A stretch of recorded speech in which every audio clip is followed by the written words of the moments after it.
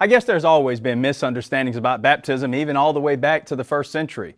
Today, many people still misunderstand baptism and do radical things based on their misunderstandings. For example, a Central Florida man baptized a young boy in a disgusting pool because, as he argued, he believed God was telling him to baptize the boy.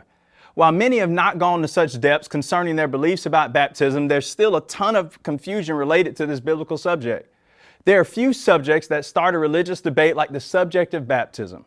Every religious group in Christendom seems to have their own take on what baptism is and how much attention should be given to it. And though there might be much confusion surrounding baptism today, the New Testament tells us in Ephesians 4 and verse 5, there's one baptism.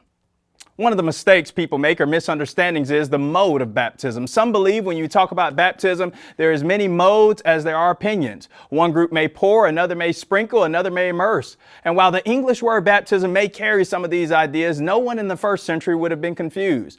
The word often translated baptize in our English Bibles means simply to dip, immerse, or plunge. However, you don't need to be a Greek scholar to understand the folly in many methods described as baptism.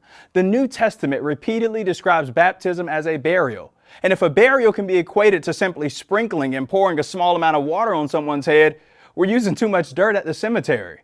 The truth is there's only one biblical way to baptize someone, and that is a full immersion in water. A second misunderstanding concerning baptism is that many believe it's a good thing, but it's not necessary for one to be saved. The argument goes something like this: you can be baptized if you want to, but Jesus doesn't care if you're baptized in the end.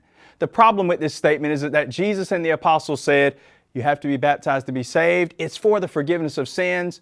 And while we might not understand why it means that much to God, it does. And if we want to be right with Him, we'll be baptized His way and for the reason that He said.